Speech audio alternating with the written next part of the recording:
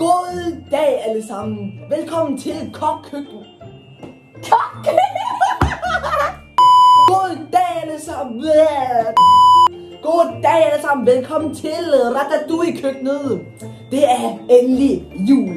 Endelig. Det som alle har ventet på hele årstiden. Så vil mig og Karoline lave en serie, hvor det hedder Rottekøkkenet, hvor vi laver mad og underviser jer i at lave mad. I dag vil vi lave svenske chokoladebrød. Og ja, det er ikke rigtig brød. Det er bare lort. Ja. Det handler ikke noget om jul. Jo! Det fanden gør det, mand. Ja, se dem thumbnail, hvor delicious de ser ud. De smager. Det er crunchy, det er alt. Så det I skal bruge er hvedemel, bagepulver, sukker, vaniljesukker, kakaopulver, koldt smør og æg. I hørte det alle sammen, Karoline sagde det.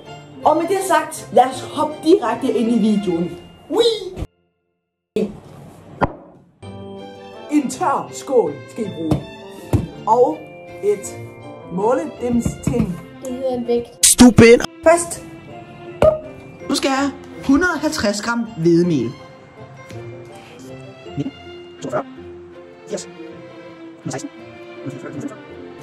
Nu skal vi bruge bagepulver, og det bliver en teske. Og en teske, det er basically 5 ml.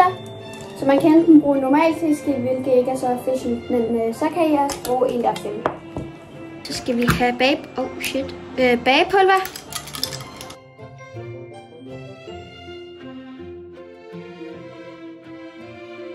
Nu skal vi have sugar. This bad boy. Det skal vi have 100 gram af.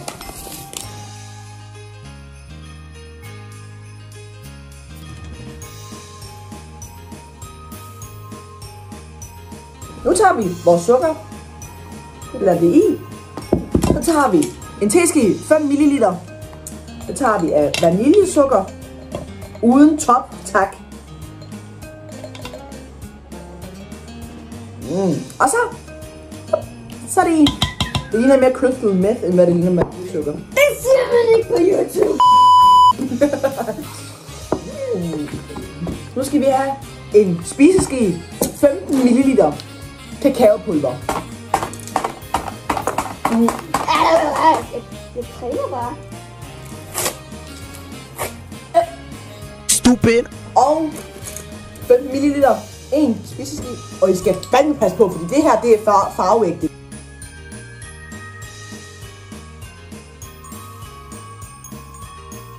Nu skal I have 100 gram koldt smør. Der skærer vi. Tager vi lige lidt mere. Det her smør skal ikke i det tørre endnu. Så vi har det her. Vi må ikke tage smør i dernede. Så den stiller vi til side. Stil smøren til side. Det er goddammit vigtigt. Og nu har vi alle de tørre ingredienser i. Og nu skal vi blande den sammen. Det er lige meget hvilket element I bruger. Ske, piskeris, whatever. Bare I blander det sammen.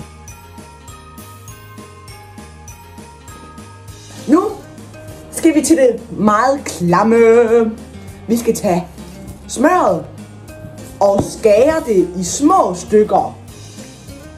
Det er også et lille stykke, mand. Og så skal vi bruge vores fingre og smuldre det. Så er der timelapse tid.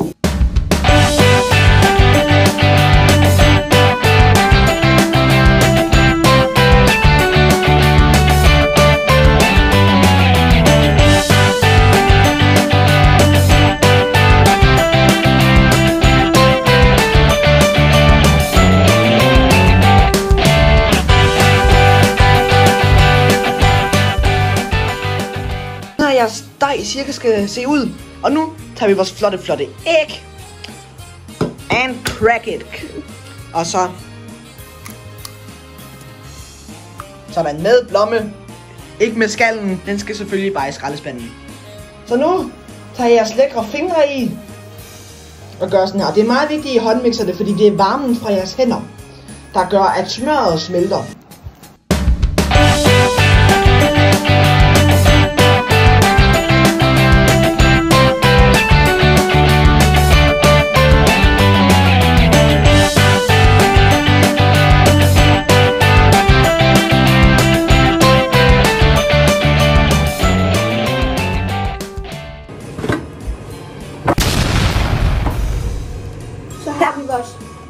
den her, der er eksklusiv. Den må gerne se meget, meget fedt ud og klam ud. For det er den. Stop, nu kan du stukke den samme finger i 5 gange. Så man skal fingre hver gang. Så siger vi det. Og så, den skal rulles ud i... 2 pølser. Ja, 2 pølser. Og ja, det skal ligne sådan noget virkelig klam diarré. Sådan noget, det er virkelig... Det ligner selv ikke en dej, den er sådan meget... Det ligner... Kan vi få 2 pølser? Det ligner virkelig diarré.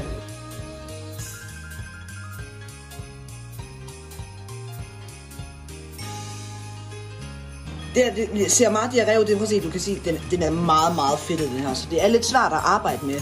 Men bare, hvis du gør sådan, hiver det ud, stille og roligt, lægger det ned, og presser det ud af alle sider, så bliver det sådan her. Det skal cirka være samme tykkelse, og ja, samme længde, så de skal have samme bagetid jo.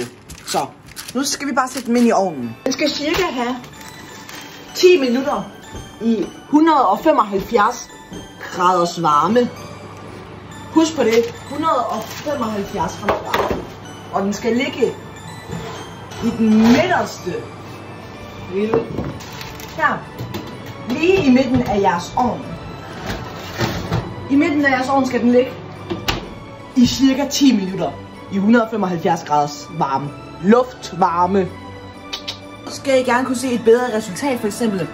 De ser ikke så diarréagtige ud. De ser mere lækker ud.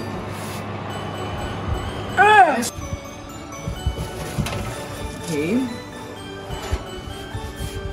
Nu er de her, de er meget bløde og sådan, nej, de har ikke fået nok, de er stadig bløde. I skal lade dem tørre. Ligesom pebernødder. Ja, I skal lade dem tørre, fordi de er bløde lige nu. Men når I lader dem tørre, så bliver de meget. Det gode er, hvis I bliver meget forvirret, så har jeg lagt et link i den her video på en opskrift, som I kan printe ud. Okay? Det tog mig så 50 år om at lave. Okay. Den har vi stjålet på vores skole. Så lad dem tørre. Jeg drosser noget sukker på nu. Det der står i opskriften, at man skal pensle dem. Ikke hvide. Lad være med at tage det på. Det gør vi heller ikke. Det har vi glemt.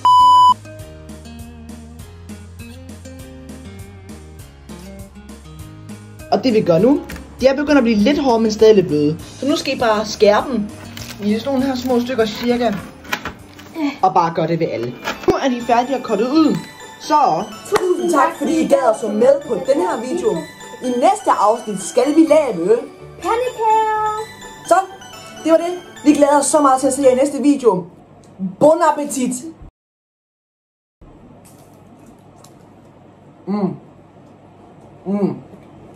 Mega god.